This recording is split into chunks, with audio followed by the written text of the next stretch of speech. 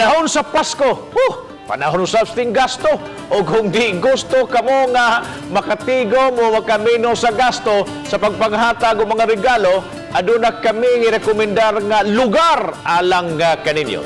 Kaya gibuksa naman ang mga kapuso ang night market sa downtown area din is Dakbayan sa Sugbo. Ato kining adtuon. Ug atong suwayan ang 100 peso challenge. Kung unsa ba ang mapalit ni ini didto sa night market? Aniya ang report.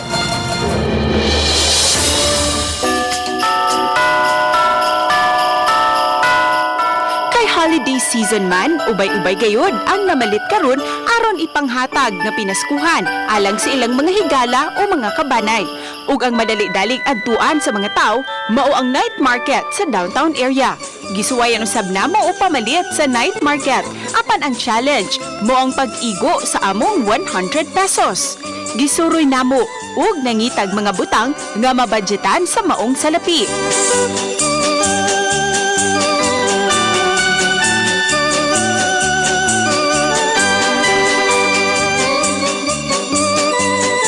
Una namong napalit kining pitaka nga watermelon nga tag 30 pesos. May 70 pesos na lang nga nahabilin sa atong 100 pesos.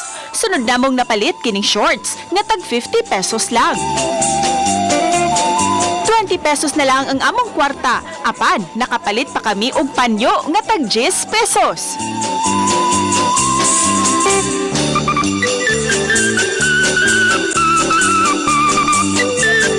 Mura na siya. Mga paper, tag cheese, per piece, binook.